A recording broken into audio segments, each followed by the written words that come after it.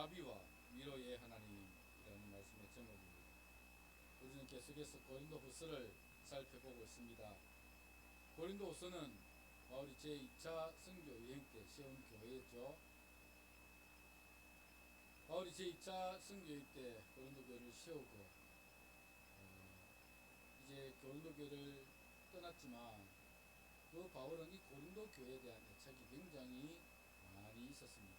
그래서 고린도 교회에 대한 소식을 늘 들었는데 고린도 교회는 많은 문제를 가지고 있었고, 그래서 고린도 교회에 여러 문제가 있다는 소식을 듣고 첫 번째 성경이 고린도 전서죠. 그래서 고린도 전서에 보면 여러 가지 고린도 교회의 문제점을 지적하면서 이것들을 고쳐갈 것을 권면하고 있는 내용이 고린도 전서입니다. 그러나 고린도 교회는 이 바울이 고린도 전서를 통해서 그들의 문제를 고쳐주기를 바라는 그 마음과는 달리 문제가 더 악화됐습니다. 고린도 교회의 문제가 더 악화되어서, 그래서 바울은 이 고린도 교회의 그 문제를 해결하기 위해서 눈물로 쓴 편지라고 하는, 지금은 우리 손에 들려있지는 않지만 바울이 두 번째 편지를 써서 보내었습니다. 성경에 보면 내가 눈물로 너에게 썼노니라고 하는 그 문구가 있습니다. 그래서 우리는 그것을 눈물로 쓴 편지다 이렇게 표현합니다. 그 눈물로 쓴 편지는 오늘 우리 손에 들려있지 않습니다. 하나님께서 왜 우리에게 물려주시지 않았는지 우리가 알 수는 없지만, 어쨌거나 두 번째 편지를 써서 그 교회의 문제들, 특히 바울 사도의 사도권의 문제, 바울 사도가 사도권이 있는지 없는지에 대한 문제들, 또 교회의 여러 가지 분열의 문제, 이런 문제들 때문에 눈물로 편지를 써서 그 고린도 교회를 권면했습니다. 그리고 그 눈물로 쓴 편지를 디도 편에 보내서 디도가 고린도 교회에 전달해주고, 그 교회에 이 편지를 읽어주고, 그 교회에 대해서 고린도 교회 형편을 살핀 이후에 디도가 바울에게 와서 그 고린도 교회 형편을 전달해줘야 되는데 디도가 더디 왔습니다. 지금 그 바울이 3차 선교 여행 때 에베소 교회에 있었죠. 우리가 계속해서 그 성경 읽어진 것을 공부했기 때문에 잘 아시리라고 생각합니다. 3차 선교여행 때는 에베소에 있다가 에베소에서 다시 3차 선교여행을 떠나죠. 그래서 드로아에까지 가서 거기서 복음을 전하고 있었는데, 성경에 보면 드로아에서 복음의 문이 열렸지만 디도가 더디움을 겪고, 그래서 바울이 마게도냐로 가버렸다. 왜냐하면 지금 드로아에서 복음의 문이 열렸지만 복음이 전파되고 사람들이 예수를 믿기 시작했지만 고린도 교회가 더 너무 염려스러운 겁니다. 지금 고린도 교회가 사도권의 문제, 바울의 사도권의 문제가 있다는 게 뭡니까? 바울이 사도가 아니라면 그가 전하는 복음, 예수 그리스도에 대한 복음, 이 자체도 큰 문제가 될 수 있었기 때문에 자칫하면 고린도 교회가 깨어지고 고린도 교회가 사라질 위기에 놓여 있었기 때문에, 그래서 그 염려를 위해서 디도를 기다리다, 드로아에서 기다리다 마게도냐까지 건너갔습니다. 거기서 디도를 만나게 되죠. 그래서 디도를 만나고 디도가 바울에게 기쁜 소식을 전하죠. 뭐라고 전합니까?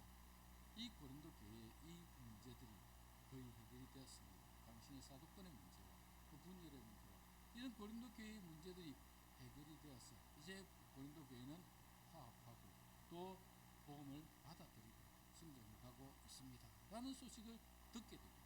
그래서 그 소식을 듣고 기쁜 마음을 가지고 쓴 편지가 고린도 후서였다는 것입니다.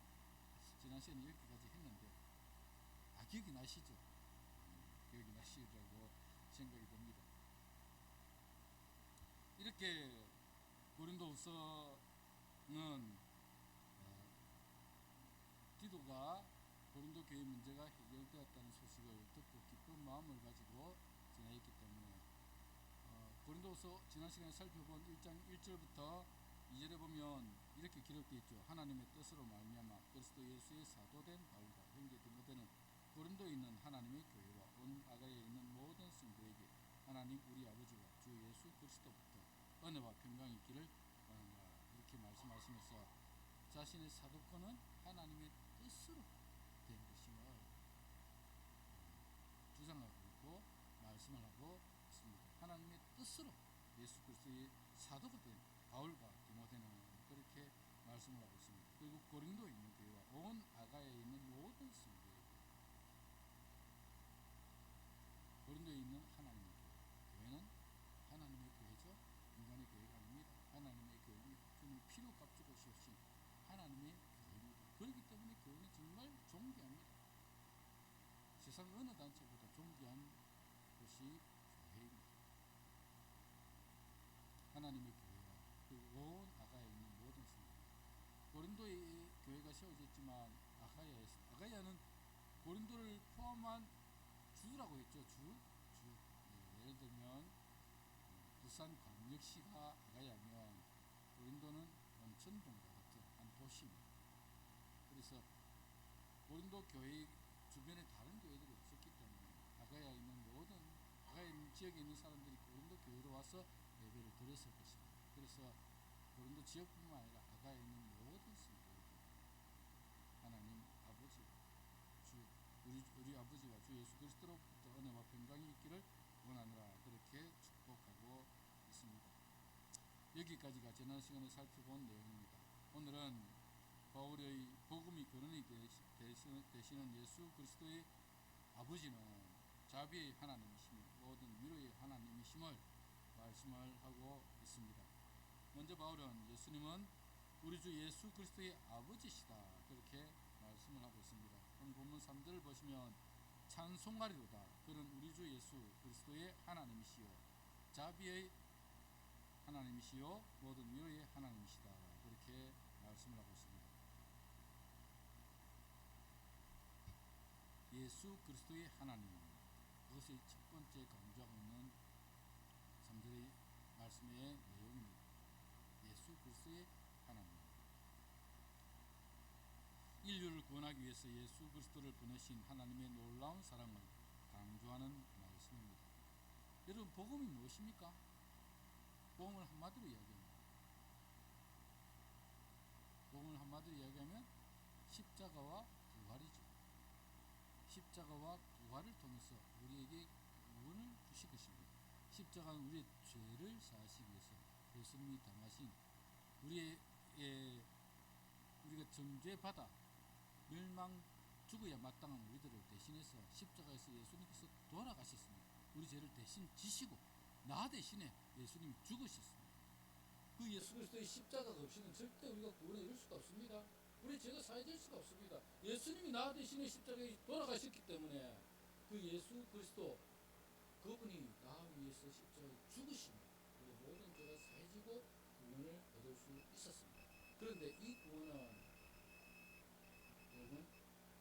already but not yet이죠.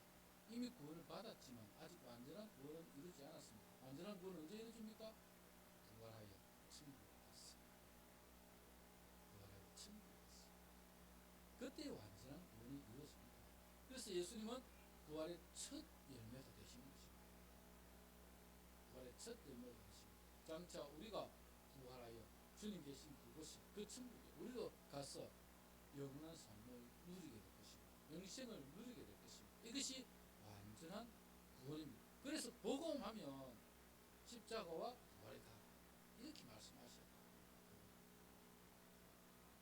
십자가.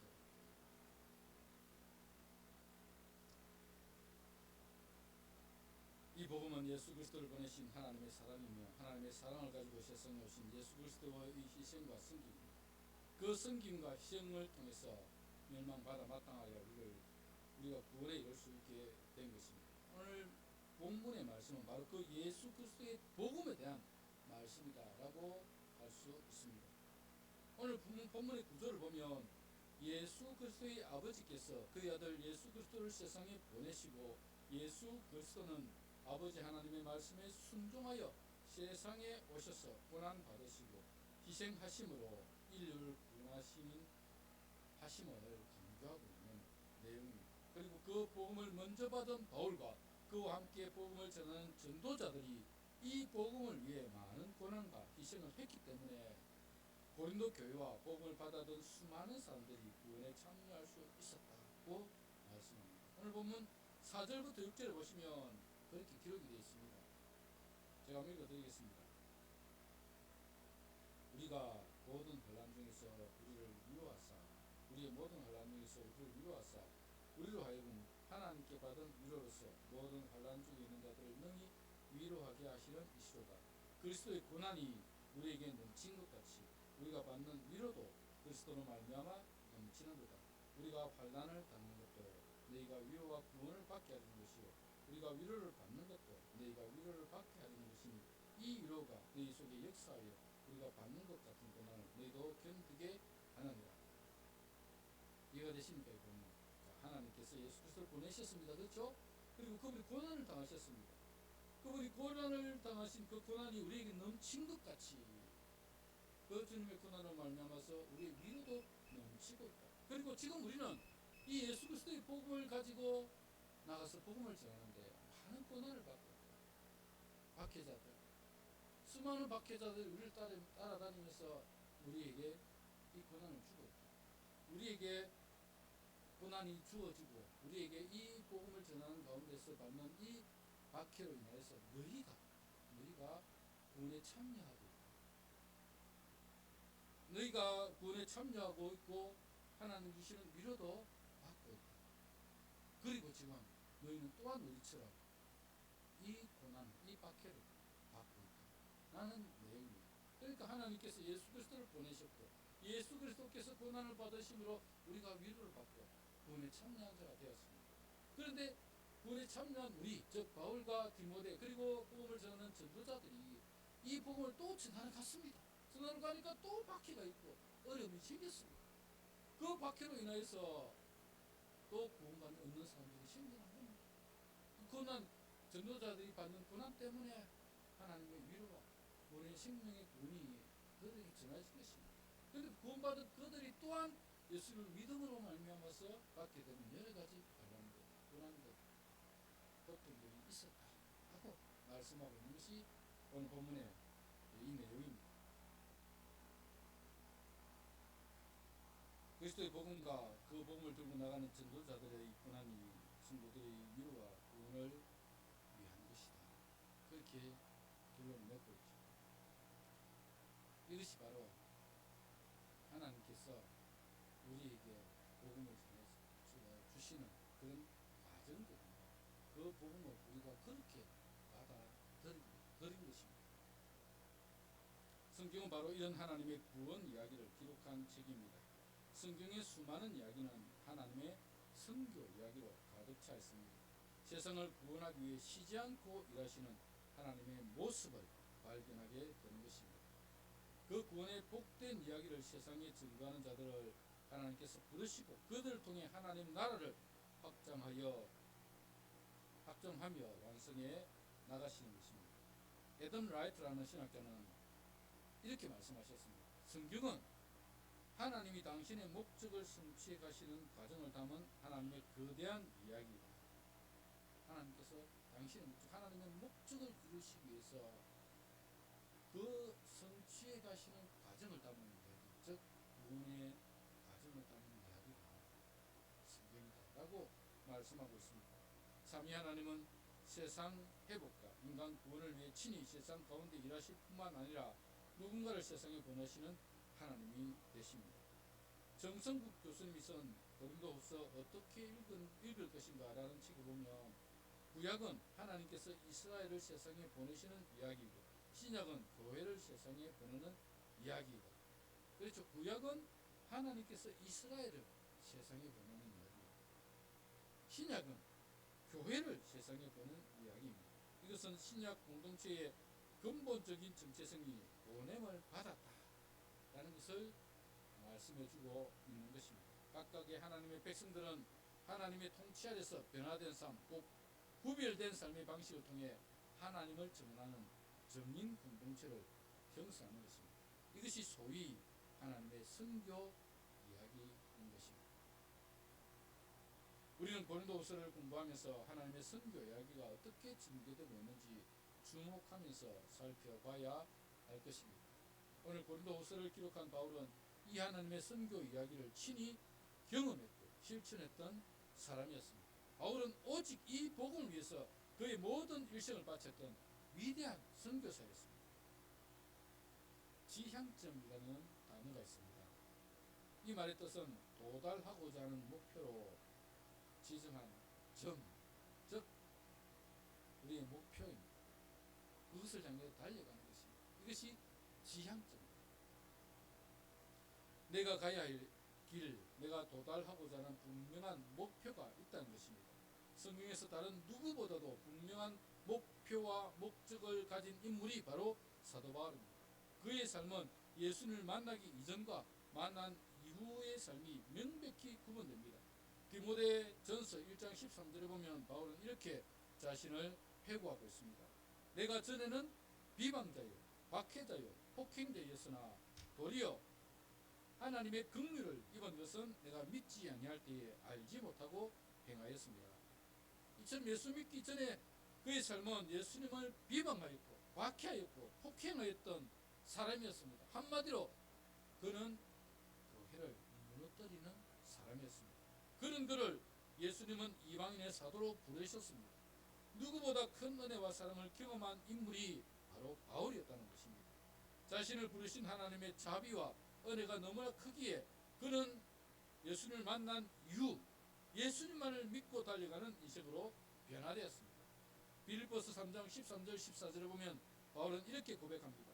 형제들아, 나는 아직 내가 잡은 줄로 여기지 아니하고 오직 한 입, 즉 뒤에 있는 것은 잊어버리고 앞에 있는 것을 잡으려고 표대를 향하여 그리스도 예수 안에서 하나님이 위에서 부르신 부름의 상을 위하여 달려가노라. 바울은 예수를 만난 이후에 그는 표대, 오직 예수 그리스도 그분에 대한 그분을 표대로 삼고 그 복음을 표대로 삼고 그것을 위해서 달려가고 있고 지금까지 달려왔고 앞으로도 달려갈 것이다. 그렇게 말씀하고 있습니다. 바울은 이렇게 오직 복음을 위해서 살았던 위대한 전도자였습니다. 선교사였습니다. 이방인의 사도였습니다.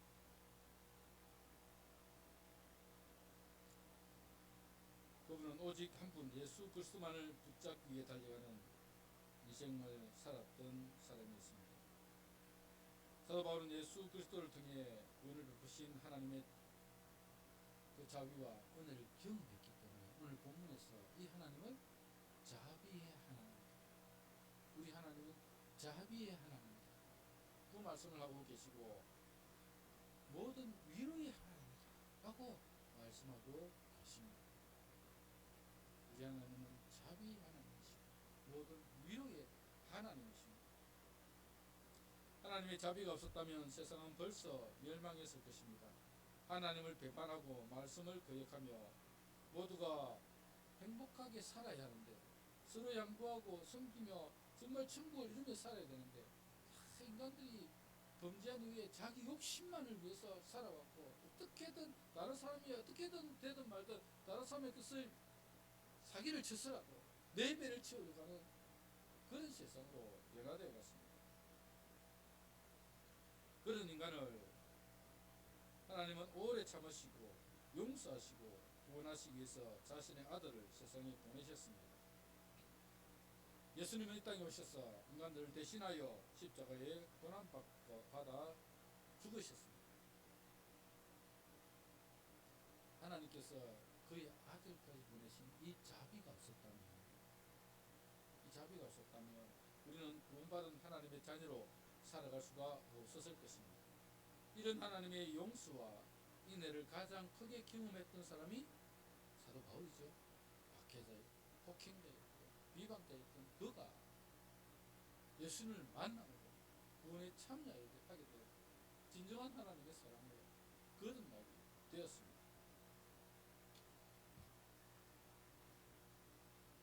그래서 바울은 이 하나님께서는 정말 자비의 하나님이시라고 말씀하고 있는 것입니다. 우리 하나님은 자비의 하나님뿐만 아니라 위로의 하나님이시기도 하십니다. 오늘 본문 4절을 보면 모든 환난 중에서 위로해 주심으로 환난 중에 있는 모든 자를 능히 위로하게 하시는 하나님이시다. 그렇게 말씀을 하고 있습니다. 이 위로라는 헬라 단어는 파라클레시오스인데, 이는 하나님의 내적 속성인 자비가 구체적으로 외적 행위로, 행동으로 나타나는 것을 말합니다. 다시 말씀을 드리면 하나님은 본래 성품이 자비하신 분이십니다. 자비의 속성을 가지고 계십니다. 그 하나님의 자비하심, 그분이 가지고 있는 그 자비가 풍성하신 그분이 우리에게 자비를 베푸신 행동 나타나신 거지. 예수 그리스도를 보내신 행동으로 우리 인류를 구원하기 위해서 하나밖에 없는 아들 예수 그리스도를 이 땅에 보내시고 인간들을 대신하여 십자가에 죽게 하신 그 이유로 나타나신 것입니다. 그게 자비입니다.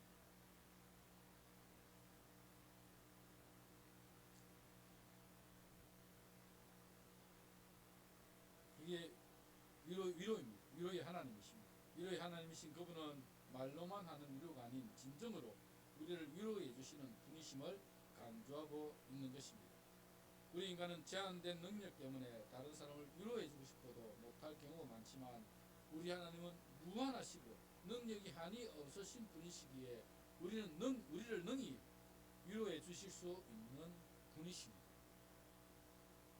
인간의 몸을 입고 오신 예수님은 나인성 과부로 홀로 외아들을 키우고 있던 여인이 자기 아들이 죽자 그 여인의 장례식을 찾아가셨습니다. 그리고 사람들이 그 죽은 외아들을 상의를 메고 가고 있을 때에 그 사람들의 상의를 멈춰 세웠습니다. 그리고 그 여인의 아들을 보내서 그 아들을 다시 일으키고 살려주셨습니다. 여러분, 인간은 하나밖에 없는 아들, 과부가 홀로 키우는 그 아들, 안타깝지만 살릴 수 있는 능력이 없습니다. 그런데 우리 구주 예수님은, 인간을 입고 오신 하나님이신 예수님은 그 아들을 다시 살리셨어요.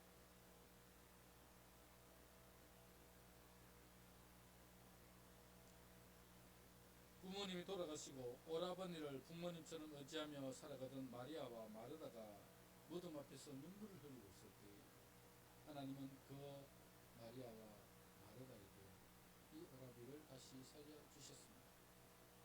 나사로야 나오라! 그러니까 그 나사로가 꽁꽁 묶여져 있는 채로 그렇게 끔충끔충 뛰어서 나왔습니다. 인간은 할 수 없지만 하나님 진정한 위로를 우리에게 주실 수 있는 분이시다. 하나님의 위로는 인간과 차원이 다릅니다. 인간은 하고 싶어도 능력이 안 되어 할 수 없지만, 하나님은 우리의 모든 문제를 능히 해결해 줄 수 있는 위로의 하나님이십니다.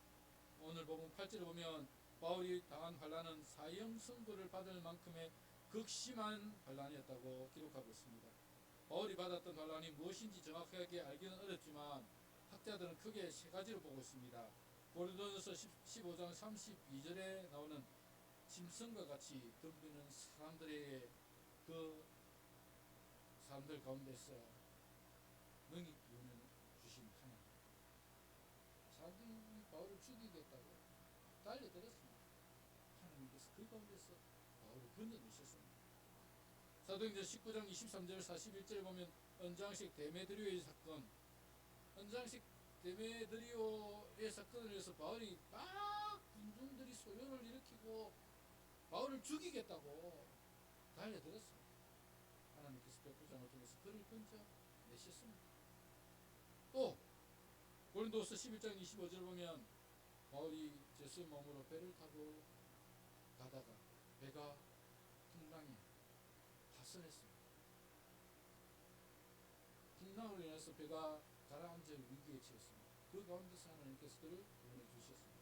바울이 이렇게 죽을 뻔했던 적이 이렇게 한 서너 번 있었습니다. 그래서 이런 것들이 바울이 사형 선고를 받을 만큼 극심한 환난 가운데 있었던 사건이었다라고 보고 있습니다. 그런 극심한 환난에서도 우리 하나님은 능히 그를 건져내셨고 위로해 주시는 분이셨습니다. 사도행 27장 24절 25절에 보면 이렇게 기록하고 있습니다. 바울아 두려워하지 말라. 내가 가이사 앞에 서야 하겠고 또 하나님께서 너와 함께 항의하는 자들 다 내게 주셨다 하셨으니 그러므로 여러분들이 안심하라. 나는 내게 말씀하신 그대로 되리라고 하나님을 믿노라. 배가 풍랑에서 파손하여서 죽을 것 같았습니다. 그래서 사람들이 여러분 한 2주 동안 음식을 제대로 먹지 못하고 굶주리고 있었습니다. 이제는 살 수만마저 없었다고 성경에 보면 기록이 되어 있습니다. 그런데 하나님께서 바울에게 바울아 배는 파손되지 너희들 중에 한 사람 생명에는 지장이 없을 것이다. 생명은 다 구원을 받게 할 것이다. 하나님의 그 말씀을 바울이 믿었다. 그랬습니다. 그 믿음대로 그들이 한 섬에 도착하게 되고 그 섬 원주민들에 의해서 구조를 받게 되고 거기서 그 원주민들의 뜻한 보살핌을 받게 됩니다. 그리고 그 원주민의 추장의 장로를 살리는 그 사건으로 인해서 배를 얻어서 그 배를 타고 로마에까지 가게 되는 그 여정들이 기록이 되어 있습니다. 우리 하나님은 우리에게 어떠한 환난 가운데서도 어떠한 고난 가운데서도 우리를 위로해 줄 수 있는 능력이 있으신 분이십니다. 그래서 모든 위로의 하나님이다. 그렇게 말씀을 하고 있습니다.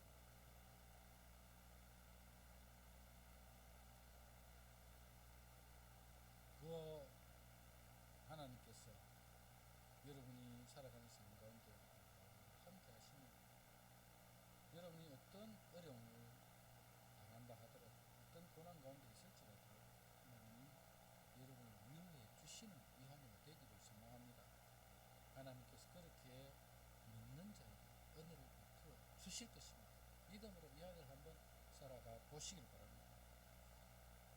하나님은 예수 그리스도를 보내셔서 우리의 죄의 문제를 해결하시고 우리를 구원하여 하나님 나라에 들어갈 수 있게 하셨습니다.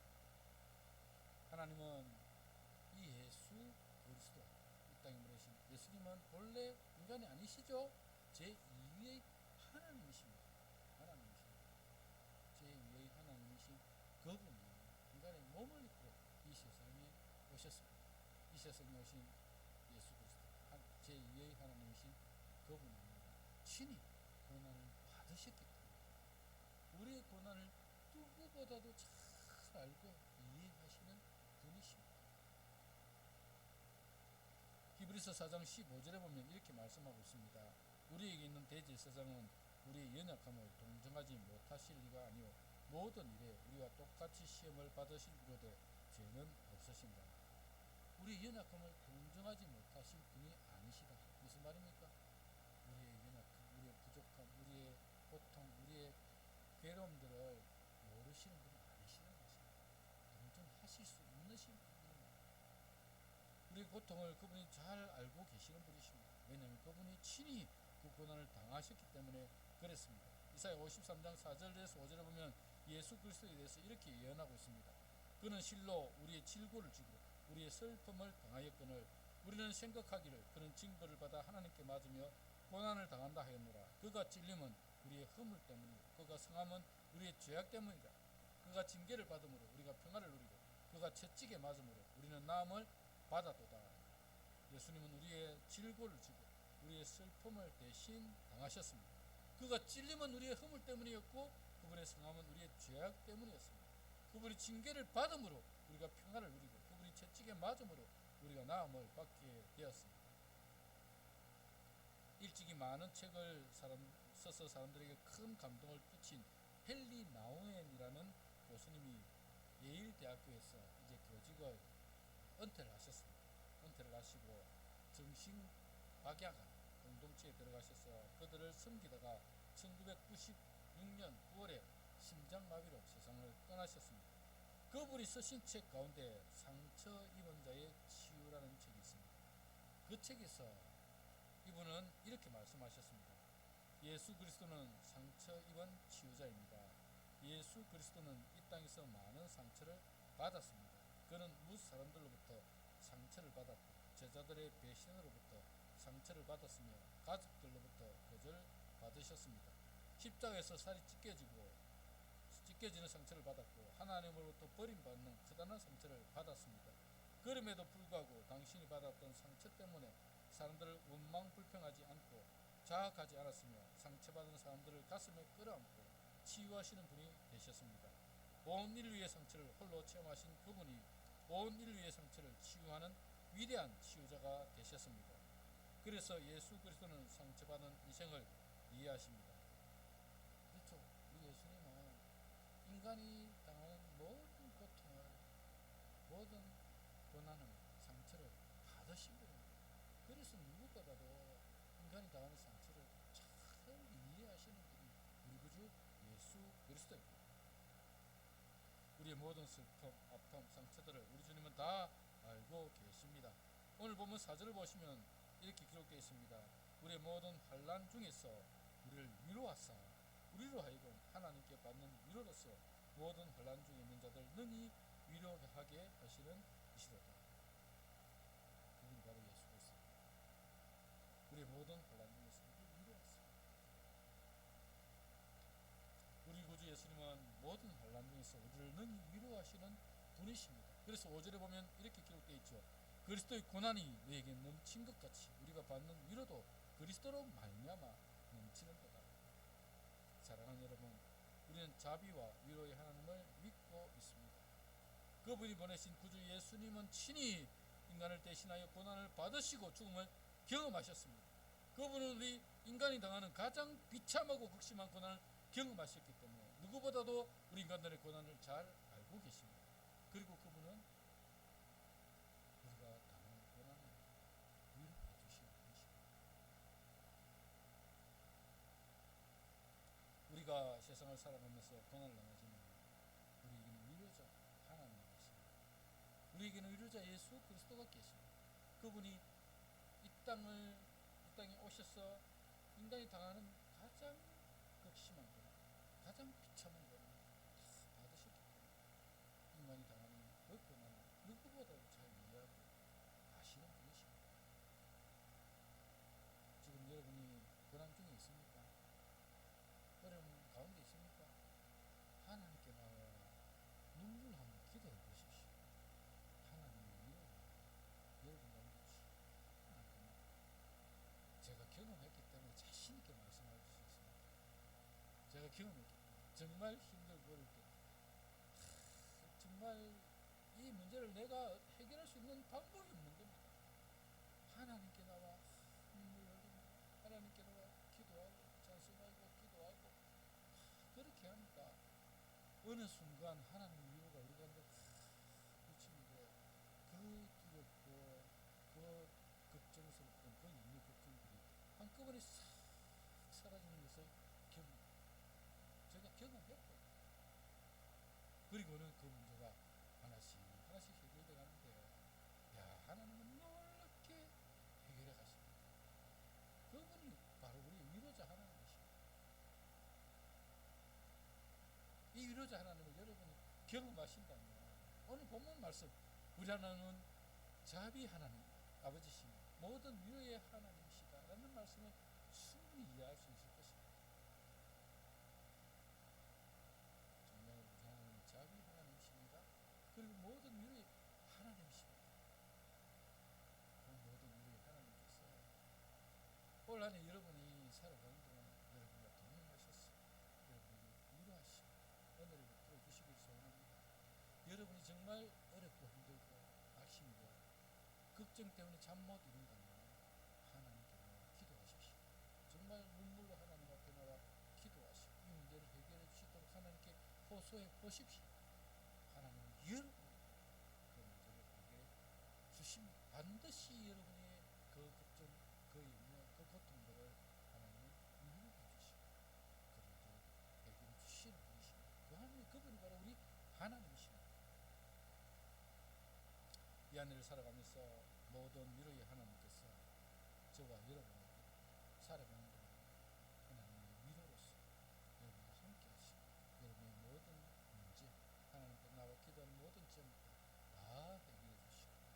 주시기를 주님의 이름으로 축복합니다. 말씀을 기억하면서 함께 기도하도록 하겠습니다. 기도할 때 하나님, 우리가 이 땅을 살아가는 동안에 힘들고 어려울 때마다, 또 문제가 있을 때마다, 걱정 의심이 있을 때마다 하나님께 나와 기도함으로써 우리 인생의 문제를 해결해 주시는 하나님을 경험하게 하여 주옵소서. 다 같이 한번 통성으로 기도하도록 하겠습니다. 하나님 감사합니다. 오늘 주신 말씀 기억하며 이 땅을 살아가는 동안에 우리가 늘 하나님의 은혜에 감사